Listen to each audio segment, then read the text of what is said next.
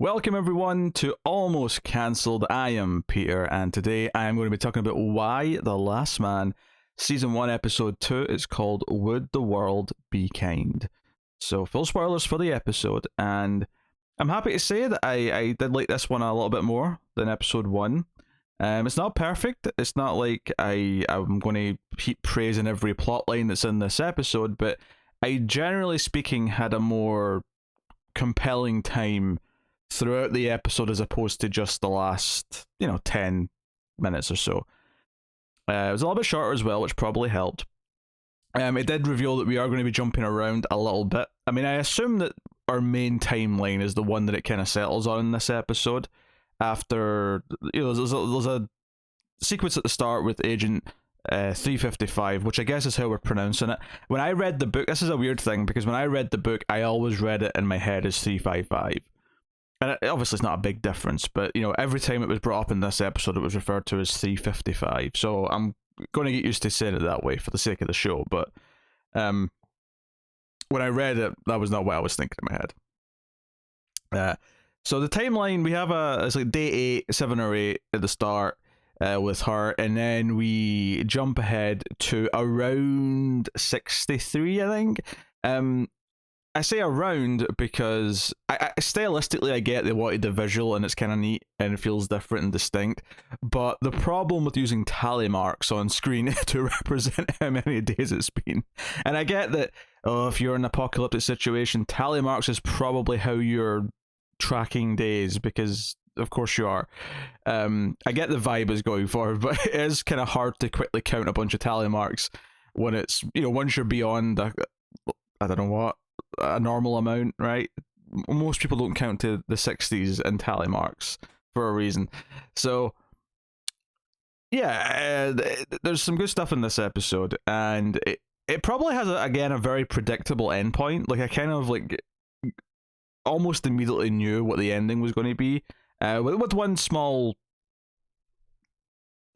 extra thing that I did not predict, because I predicted, or it felt natural to me that the end of this episode was going to be someone, probably 355, finding Yorick. What I did not expect was for them to cut immediately to the base where Jennifer is and have her meet Yorick in the same episode.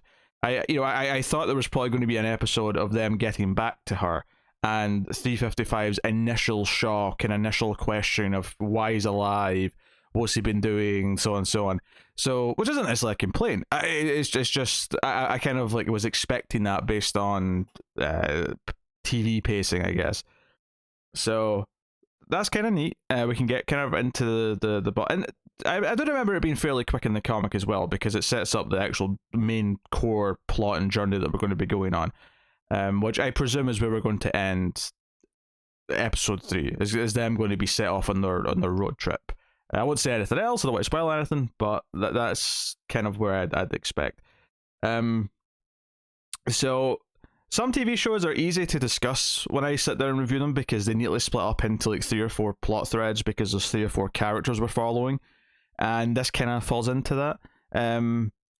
I would say that 355 stuff, which is mostly just the opening scene, it's because other than that, it's just her going to look for Hero, which at the end of the episode lands her in Yorick's vicinity. But she starts the episode. I thought this is where I felt a bit more confident about the show right from the get-go of this episode, because immediately them kind of exploring the world and all these little details. So something as simple as in that first week, Agent 355 had to get to this secret base for the organization she's working for, because she knows no one else is going to go there. No one else is going to go there to find these bodies of these people she knew. And she tries to call into other people, other bases of the same organization, doesn't get an answer. There's a couple of personal artifacts she goes and tracks down in the storage.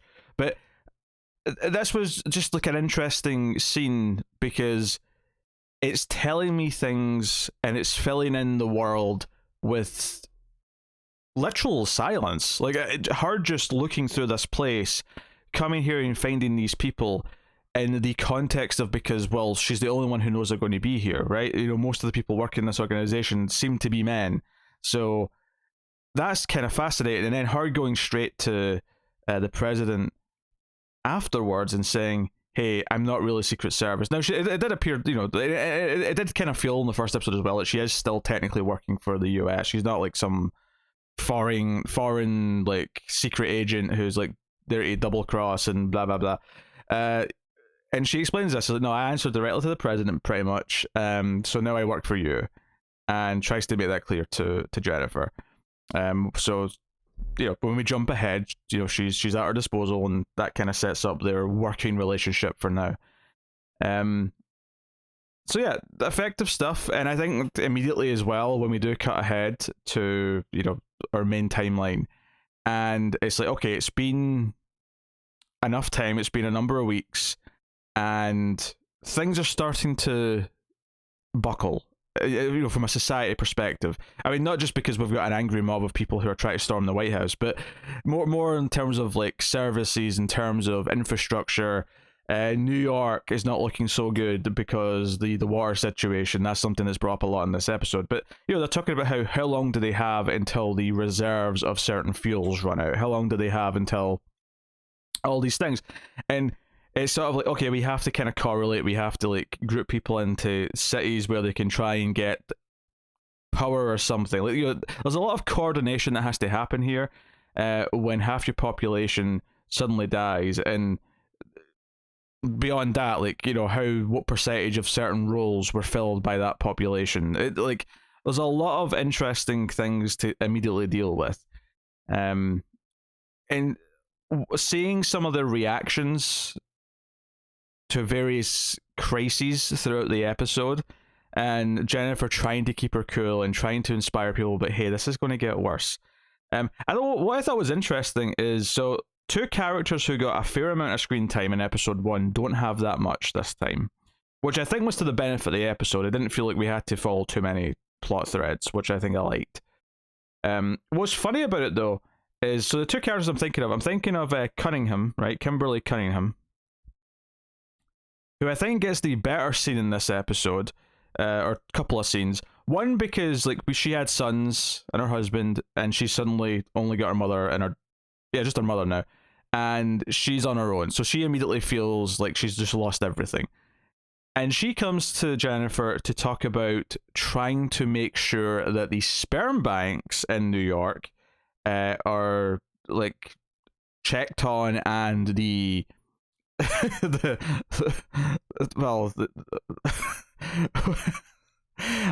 in my head, I'm going through like multiple joke ways of referring to an incredible amount of sperm, and I'm just going to back away slowly. I'm going to abandon any possible joke that I was going to make, and we're just going to move on with our lives. But she's, understandably, she's thinking about the future. The fact that she's lost children, the fact that she, even like when we met her, is perhaps opinionated as she was coming across, all of her discussion points were all about raising boys for the future. So thematically it ties into kind of who she was when we were introduced to her. But it's an interesting question. It's an interesting question that isn't it's not the first and foremost thing that are on their minds. The first and foremost things that's on Jennifer and everyone else's mind is trying to get the world back into a working place where people have fuel and food and energy, and making sure that things are running to some point where people aren't in danger because of the state of the world. But it does make sense for a larger question that if society is going to continue in some form in the future, then whatever we have got in the sperm banks might be very, very vital to that. And we have to maintain that. So it was a very interesting question to bring up that I wasn't really thinking about this last episode. So, and what I like about these types of shows with this sort of big high concept is when it's sort of like, when you think about how it affects certain scenarios, or how the scenario is affected by certain details. And this was the sort of interesting thing to bring up, right? Much like the trans character, which we'll get to, which is again another really fascinating thing to think about in the context of this world. The other character who didn't have much in this episode was Nora, Aaron Ireland's character. And her character, she shows up at the gate, she wants to be let in, she sees herself as essential, she works for the president, that's what she did before. And she's been disregarded. And the soldier, the woman at the gate, just says, if you were essential personnel, you'd have been sent for weeks ago. And she's turned away with her daughter. And that's all we see of her this episode, and she's kind of distraught by this, and she feels... And, part of me wants to praise this, because she felt like such an important character in episode 1 because she was given so much time, and then she's turned away here. It kind of mimics how she feels, where we go, wait, she was such an important character, and now she feels, inconsequential. And I'm sure she won't be in the long run, I'm sure there's going to be more plot, but it kind of mirrors in a vacuum of this episode how she feels. But at the same time, because I wasn't necessarily in love with all that drama that she had and the plotline she had in episode 1, it did make me go, could we not have just not had her in episode 1? I realize as I'm saying that, yes, I did compliment how we discovered, or how she discovered her family having died, and how that fed into the overall my favourite thing about episode 1, which was how it built the discovery of the incident, right? The dead bodies starting to amount. So I realize I'm saying that she is kind of crucial to that in that sense. You could argue that was the justification for all the time we spent with her in episode 1, and that's fine, and that's it. And fair enough. I can't really argue with it too much, but it did make me go for a second. She feels kind of inconsequential now. I almost wonder why we spent so much time with her fairly dull plot in episode 1. But I do kind of have an answer as well, so fair play. So we have that. We have Jennifer struggling with there's a couple of moments where it's almost implied she's given special treatment to find her daughter versus everyone else, but for the most part it does feel like she is trying to play fair. It's interesting that because we jump ahead in time, we do skip over a lot of realizations, which I imagine we might get eventually, because it is jumping around. I can imagine that this is a show that will just possibly very in an exciting way just suddenly jump to another day in the future, much later in the timeline, to tease something, or we'll jump back to just minutes or hours after the incident and show some initial reactions. Especially I expect that this season, I think. And I think one of the things that stuck out to me is that Jennifer brings up Hero a bunch of times. They don't have a great relationship. She was supposed to be in New York, but she might be somewhere else now. She might be hiding. She might be dead. But this is brought up to her multiple times throughout the episode, and she brings it up, and she sends 355 after her. But what's interesting to me in all of this is she never once talks about Yorick. She never brings up Yorick, her son. And it makes sense that she doesn't. I'm not critiquing this. I'm saying this is... But it's fascinating from a viewer's perspective, because to us, we just had the incident at the end of episode 1. But we've jumped ahead in time. So it's very interesting that she's trying to save a child of hers. Not a child anymore, but you know what I mean, her baby, her child. She's trying to save her daughter, her child. And the context of this is, when you think about it for a little bit, when you read it a little under the lines, is that she's doing this already having accepted that her son is dead, right? And we know he's not, and she discovers at the end of the episode that he's not. But she thinks he is. She has no reason to think that he is alive. She has already accepted and come to terms with her estranged husband and her son that they are dead. And we're now in a world where presumably she's not really had that much time to grieve, because she's running the country. And it's not even running the country in a normal week. It's running the country in a time of absolute crisis, maybe the biggest consistent crisis that anyone's ever faced in a country. I don't know. And that idea is interesting to me, that we jump to her already kind of accepting this, so he's never even a concern. He's never a thought. He's never brought up because no one thinks he exists, and no one has any reason to think he exists. Which makes the ending, when 355 comes back with the wrong kid, when she comes back with the other one who everyone just wrote off as dead. And again, understandably, I'm not critiquing any characters here for assuming he's dead. In the context of this world, it makes sense. But there's a sort of a dramatic irony to that, especially given that Yorick in the first episode was discussed as kind of this, he's he's still trying to figure out his life. He's not making rent. He's not got a proper job. He's kind of written off as, I don't want to say the loser, but they know what kid they have. They know they've got someone who's not figured himself out yet. And it's kind of interesting that he's the only one, the one who rightfully in most scenarios would be written off when the world was normal, is the only one they shouldn't have written off when everything went down. There's kind of a nice dramatic sense to that, which I suppose leads me to Yorick, who, I mean, his plotline here is fine. Like, it's probably one of the least interesting ones in the context of this episode. Like him going around and writing up messages for Beth saying, go home, I'm alive, and it just signs it why. Like, those are fine. The actual little plot line where he, like, Ampersand the monkey, like, is into the subway and he has to try and go in and get him, but then he's freezing and cold and worried that he's caught something. Like, and then eventually the monkey shows up later when he goes back. That stuff is just kind of whatever. It's just kind of okay to me. I didn't really feel much from it. Obviously, the scene where he's in the dry cleaning place and the three women find him and they're shocked, and one of them actually wants to hold him at gunpoint because they think they can trade him for something. I think I kind of like that, because it was like, we've all seen post-apocalyptic movies where things get more vicious and inhumane, and people and valuables become more valuable, and it becomes this kind of like vicious world where people are traded, right? People are sold and things like that. And I think what's interesting to me about this particular scene is that this is like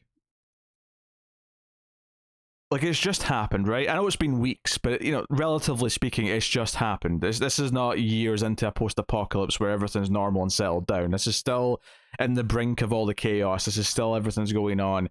People may have accepted that all the men have died, but that's about it. Like, nothing's fixed or sorted yet.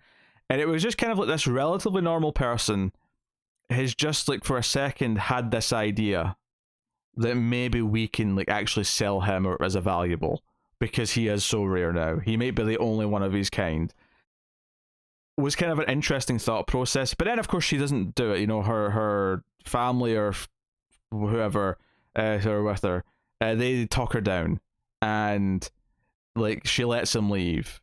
And he actually leaves the little bite-sized Snickers as a peace offering, I guess. You can also read that maybe that he's given up on Ampersand because he promised Ampersand the Snickers, I think, but it's fine. It's fine. Like, I think Yorick's character stuff is going to get more interesting. When he actually is like the plot, and we can sort of handle with how he's dealing with things. We have to talk about Hero. Hero meets the wife of her boyfriend. I thought this stuff. There was one moment that it bordered on being something that I was going to not like, which was the where she reveals she was seeing her husband, and by giving him, like, it's good that she's a good enough character. It makes us root for her, that she wants to give the wife closure, because the wife doesn't know where he was. She's looking for him, not even thinking he's alive, just looking for him for the sake of burying him, or just knowing for sure that he's dead. And Hero goes back to the ambulance and gets his ID so that she can give her some closure. And this scene where it was like, it was you, I knew he was seeing someone. There was a moment when the wife was saying that where I was like, oh no, we're going to do this scene. Like, I don't know if I want it. But it actually got more interesting. They subverted it a little bit by her not even hating her for it, and kind of genuinely saying, like, I'm just kind of glad he wasn't alone when he died.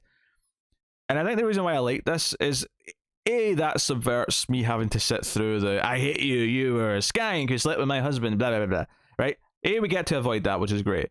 But the more interesting part is that he didn't die like everyone else. He died just before everyone else. Hero killed him. And that adds a little bit of a bite to her when she hears this. When she hears this, you can see it on her face.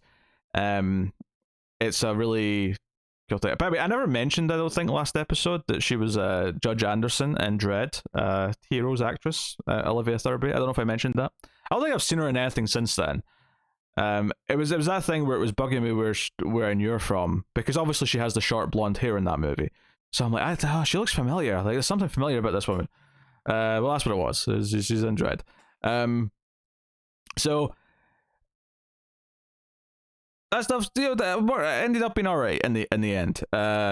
Give you a little reason to, Hero wants to make amends, but there is this sad part, which is no, she killed him. Now it was accidental, right? Obviously, she didn't intend to kill him in the moment, but she did. So but the more interesting part, I think, in general with Hero right now is the character I think was at the meeting last episode, but this is a proper introduction to, I believe his name is Sam, if I remember correctly. I'm scanning the names and I'm not seeing it on IMDb's main page. That's annoying. But I think it was Sam, the trans man in the show. There's a few trans characters in this episode because they steal his they steal his testosterone. I didn't think I'd have a hard time saying testosterone, but apparently testosterone is hard for me to say. Which is something he needs, and fascinating stuff. Where, like, the first time we meet him and the other characters in the episode, like, okay, fair, it's fine. But when he stays back later, when they have left and abandoned him, taking the testosterone, and Hero comes back, and they kind of make this pact. He wants Hero to go and find her mother because she's the acting president, and she's not really excited about that, but she agrees to, at least in the moment. Whether or not she goes through with that, I'm hesitant. But that's him just saying, and I almost wish we got an example of this, because I was thinking, because we'd been introduced to this character already by this point in the episode, when Yorick was at the dry cleaners naked, and they were like gobsmacked that they were seeing a man. I immediately thought, well, what about Sam, this trans character? Like, what is that? What are those interactions like? And let's say it's someone who does have a trans man in their vicinity generally, right? Someone who's used to seeing Sam, for example. Would they see Yorick and just assume he was trans? Or whatever, there's some interesting thoughts to have about this. But it was an interesting conversation where he says, do you have any idea what it's like having to explain this? Like, every time someone sees me, I have to explain who I am and what I am over and over again. And you think about it, like how much that must hurt, right?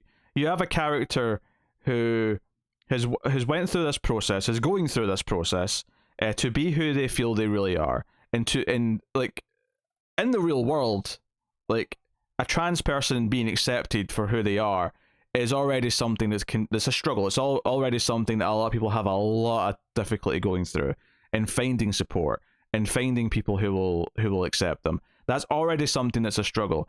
But then you have this crisis which takes away all of the men, right? All of the ones with the Y chromosome, at least. And all of a sudden, the world is kind of making him feel like he's different than all the men that died. Like, there's this glaring exclamation point, like in Metal Gear Solid. When you get cut, that's a thing. I don't really play Metal Gear Solid, but that's a thing, right? The exclamation point pops up above your head. There's this thing that's just going to continuously make him feel like, give him a reason to think that he's not who he feels he should be. And that is a really powerful idea, and it's maybe one of the, this character was not in the comic. This is a completely new lens that the show is choosing to look through, and it is genuinely a fascinating question to ask, and there's a lot of great exploration to have from this. There really is. So, and you also have to wonder as well, maybe not right now because we're still in crisis mode, but in time, are trans men in this world, after some time has passed and things have calmed down, and eventually there's going to be loneliness, there's going to be a desire for interaction, And I don't even mean like in a super pervy like brothel, like people need sex kind of way. Although that will exist to some extent, but like, do people go to trans men in this world for that? Is that, there's a lot of things to really explore with the idea of trans characters in this world. So it's really interesting that the show is tackling it, and maybe it is like a very sensitive thing to approach, because you could see how one wrong choice here might feel quite insensitive, but I think as long as it's asking questions and sort of like considering what it's saying and considering how it's making him feel, the character that is, then you shouldn't steer too wrong with it. I don't think. But how do people view a character like this?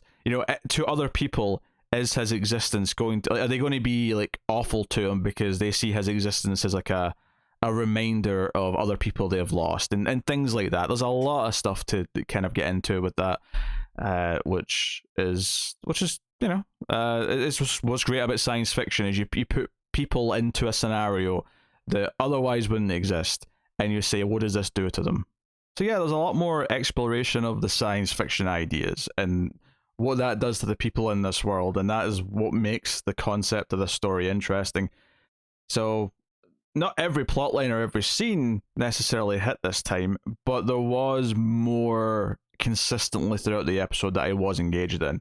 The only thing I didn't mention, I guess, is the Cunningham's mother, who wants to go back to Washington to find their son to bury him. Yeah, that was. I don't really have much to say about that scene, to be honest. I'll see more of her stuff. She's just kind of a drunk old woman at this point. I'll hopefully have more to say on her as time goes on. But yeah, the episode ends with Yorick being brought back, touching reunion with his mother, and we'll see. And I'm looking forward to, in fact, the reactions of other people. Because the very ending moment is the two pilots of the helicopter who seemingly like didn't know it was a man that was in the back of the helicopter while they were flying here, right? Because they look kind of shocked when they get out and see who it is. And 355's like, here, come on, and they sort of stand there in shock, and that's the final shot. I think that reaction, that shock, and again, what are the reactions going to be to the is there going to be a lot of jealousy that, why does her son get to live? Everyone else has lost someone. I mean, Kimberly Cunningham, who's lost sons and is like talking about the future. Like, I don't see her reaction to this being great. She may not find out immediately. I can see them try to contain this to just a few core people at the top of the chain, but all those reactions should be interesting. And there's obviously some other characters. Christina's there in this episode around doing stuff, but it doesn't have like an individual plot, which is fine because they all don't need an individual plot every episode. We can spend time focusing on characters later. I think this episode benefited quite a bit from paring down and focusing on like a core 3 or 4. I think it did benefit from that quite a bit. So better than episode 1. Curious to see how episode 3 leaves me feeling, but I'll get to that as soon as I can. And the goal is to have that done before episode 4 goes out, so that I'm not behind. That's just the thing I hate about this Hulu FX model of putting out 3 episodes week 1, is that I'm instantly behind. Through no fault of my own, I'm instantly behind. It's annoying. Weekly releases for the win. Thank you very much. But that is my thoughts on episode 2 of Why the Last Man. So let me know what you think in the comments below. Like and subscribe, all that stuff. Get us on the Twitters at mailed_fuzz for channel updates. If you want to support the show, of course you could do all the YouTubey things like subscribing, but you can support us over at patreon.com/mailfuzztv for as little as $1 per month and get some bonuses for your troubles. Also check out our movie channel, Mailfuzz Movies, where there's podcasts on sci-fi movies, horror movies, a bunch of stuff. Go and have a look. And otherwise, that is me. So thank you once again for watching or listening. I always appreciate it. Keep watching TV. Have you got any vanilla?